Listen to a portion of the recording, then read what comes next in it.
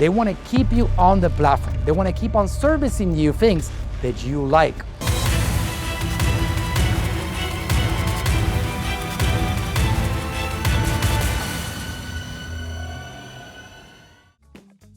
That's a good question. I did not define that one. Let's see what Google says. Okay, so this is a great definition right here, simple, okay? Social media algorithms are a way of sorting posts in a user's feed based on relevancy instead of published time. It's not a chronological order of publications. It was at the beginning. Recently, they did a test and they have a tab for chronological of your friends, but you might just go and see a post that happened 6 hours ago and the next one happened 2 minutes ago, all right? It's not chronological. That's how these platforms are built. Social networks prioritize which content a user sees in their feed first by the likelihood that they'll actually want to see it. The social media, the engineer for Facebook, the Facebook platform, the algorithm, his name is Adam, I forgot his last name, all right? He's been around for a long time. He made the best description of the social media algorithm and how it works. And he gave an analogy. He said, and I'll end with this particular answer. He said, Diego, you've been married for a while, right? You know your wife really well, yes? You know what she likes to eat, what she likes to drink, what she doesn't like. You know if she likes cheese on her hamburger or she likes French fries or sweet potatoes. You know everything about her, pretty much. If you don't, you're gonna be in a lot of trouble, right? That's the way it is because you've been married for a long time. How many years? 15 years, right? So if she calls you and she says, mi amor, I'm on my way, but I'm late. Just order me where the restaurant that we always go to. That's fine. Just go in there and order me the usual. And then you know what I like, all right? Just you know what I like. And then she gets there, and if she gets there, and instead of ordering red wine, you order her a Chardonnay, all right? Instead of ordering a Cobb salad, you order a hamburger with bacon, right?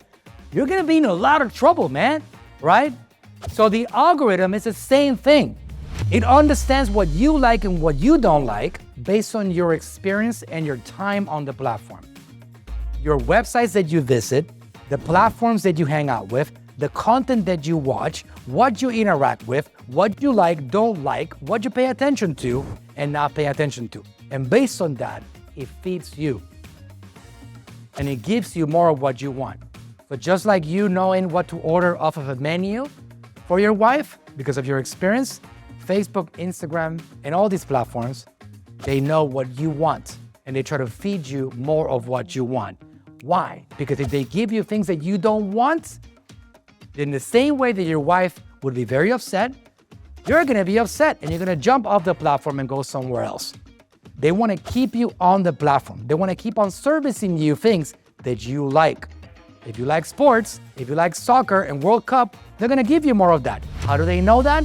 Because they see your engagement. They know your footprints, everything that you do. They know if you're browsing on the websites or you're buying stuff. Actually, are you a window buyer, window shopper, or are you an actual shopper? Based on that, they're gonna service you things. They're gonna give you things. If you like makeup, they're gonna show you makeup ads. If you never interact with makeup or you never buy on the website's makeup, they're not gonna serve you those ads. As simple as that. Google is that, what I just explained on Facebook, but on steroids. Because Google has a lot more data than Facebook. Google has access to every single part of the edge of the entire universe of the internet. Google Maps, the website data, the browser, all of that stuff. So they have millions of touch points of your entire life when you go into Google and you do things and activities there. So based on that, they serve you ads that they believe are gonna be more relevant to you. And this very intelligent algorithm is meant to get to know you as best as possible. So it gives you more of what you want so you can buy more stuff and you can stay more engaged.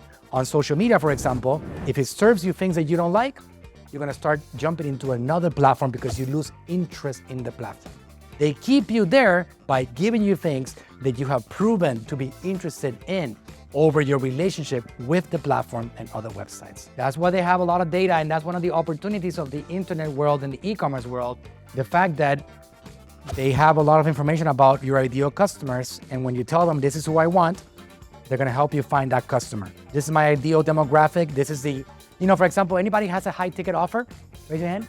$5,000, $2,000, $10,000, right? So, Alex, is somebody making $30,000 a year gonna be able to afford your art? Usually no, correct. So why not exclude them from your marketing? All right? Facebook has that data. Instagram has that data. Why would you spend your hard-earned dollars advertising to somebody that cannot afford your products? Okay?